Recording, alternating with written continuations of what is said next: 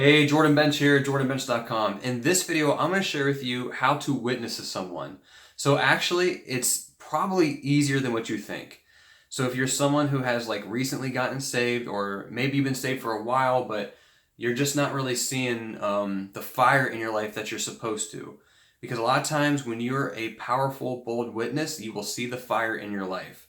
So maybe you're at the point now to where there's a particular person in your life you want to see get saved, or maybe there's family members, or maybe it's friends, or maybe you just want to just start witnessing to as many people as possible. Whatever the situation is, I just want to encourage you that it is actually pretty easy and it's not as hard as you think. So I got saved back in 2009.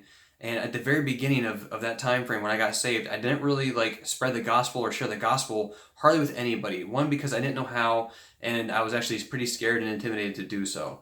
But since that point, I've actually shared the gospel with a lot of people. I've seen a lot of people get saved. I've seen a lot of lives change.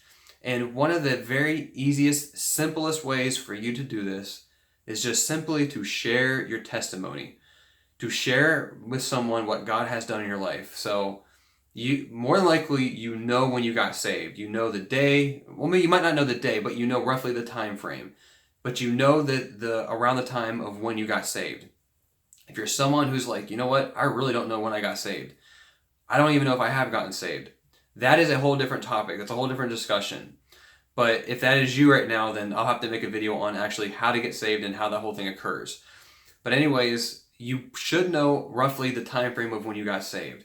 And by knowing that, you should know what your life looked like before all that and the reasons why you got saved. Maybe someone witnessed to you. Maybe something occurred to where you had this experience or this encounter with God. Whatever it was, you should have a pretty good idea of like your backstory of how that stuff occurred and how it happened. And then you should also know, like, okay, so you got saved. Well, then what happened after that? Like, was, a couple weeks after that or a month after that? Like, what was your life like then? And then you can progress on as what happened after that. Like, what I'm saying is you should have a very clear idea of when you got saved, what your life was like beforehand, what God started doing in your life, and what God is currently doing in your life. So as long as you know those things, you can easily begin to witness to people. So what I end up doing is, like when I start my day, like I'll pray, Father, I'm asking that you provide opportunity for me, that you bring people in my path that need to get saved, that people who are lost that need to get saved, that need to know your salvation.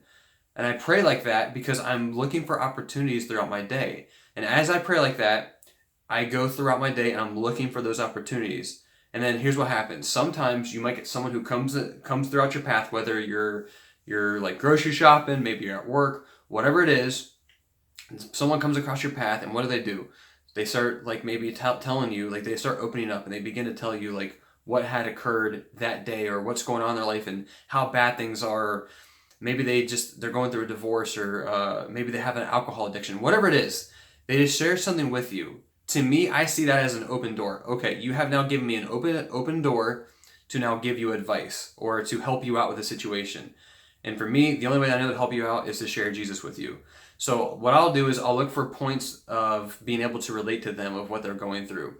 And if I can't specifically relate to them, then I think of somebody who I know that can relate to them.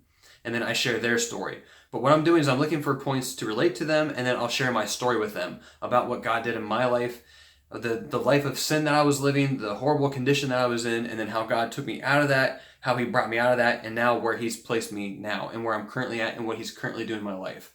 So I share those things with people, and I've seen time and time again to where people are just so impacted when you tell the story. And here's what happens. They can't argue and debate with you on that because that's your personal story. That's your personal testimony. They're not going to like fight you with that. Now, if I were to come up to somebody and I just start saying, hey, you're not believing the right thing, you're believing wrong, you're believing false, and here's why. And I just start pointing out all these reasons of why what they believe is wrong. If I start doing that, guess what I'm setting myself up to do? I'm setting myself up to get in an argument and debate. And honestly, I hate arguing and debating because I don't feel like it gets hardly anywhere. I don't like doing that because I feel if anything, what you do is you just begin to like separate people and you just cause like division to where you just get in these battles. You don't really get anywhere. I would much rather show the love of God, the peace of God, and what he's able to do in someone's life. I'd rather share that with someone because then you're able to see what he's able to do. And it's just awesome and amazing of what occurs. I just want to read the scripture to you to kind of like back up like why you should share your testimony. So it's in Revelation chapter 12, verse 11. It says, "They overcame him by the blood of the Lamb and by the word of their testimony, and they loved not their lives unto death." So, one, you need to die to self. You need to stop worrying about what people think of you and how they perceive you. And you need to realize, like, we are living in a place to where there's so many people around us that are hurting, that are in need, that they're lost, and that they need to know the gospel. So get pride out of the way, get arrogance out of the way, get all those things out, and actually begin to start sharing your testimony to people and start witnessing. The whole idea is that you're not going out and you're going to say like, okay, I'm going to try to be a witness today. I'm going to try to be a witness today. The whole idea is that you live as a witness, right? So that you're not doing witnessing, but you're being a witness throughout your whole life, because people should see the life that you live, see that you're sincere, see that you have God living in you and dwelling in you, and as they see those things, they're going to see that you're authentic and that you're not fake and that you're not trying to get something, because nobody wants that, right? So anyways, the whole idea, like I said, is just to share your testimony, share your story with people. Maybe stand in front of people at church and share your story. Maybe record a video of you sharing your story. Maybe write your story down. Maybe do things to just get you used to telling your story. And as you do that, you're going to get better at it and get better at it. I can tell short versions of my story and I can tell long versions of my story. So you should be able to do that as well. The whole idea is that you share your story, share your testimony, what God did, how he brought you out of those things, and then how he brought you to a place now to where you're living in freedom. Because that's what he does. Like he sets us free from sin. If you're born again and saved, you've been set free from sin. You're no longer in bondage to that thing. So I hope this video helps you. I hope it gave you an idea that it's actually easier than what you think it is to start being a witness and sharing your testimony. What I would like you to do, though, is if you can, go ahead and comment below and share with me your story. Share with me your testimony. Whether it's a very, very short version or whether it's a long version, whatever it is, comment below. If you do that, I'll know that you actually watched up until this point, because it's been like 7 minutes and 30 some seconds. So I'll know that you've watched up to this point. So that's going to help me out. But also, it's going to help you out just getting used to sharing your story. So let me know what God's done in your life, how he got you out of what you're into, how you got saved, how that whole thing occurred. And also, go ahead and subscribe to my YouTube channel, and I will see you in the next video.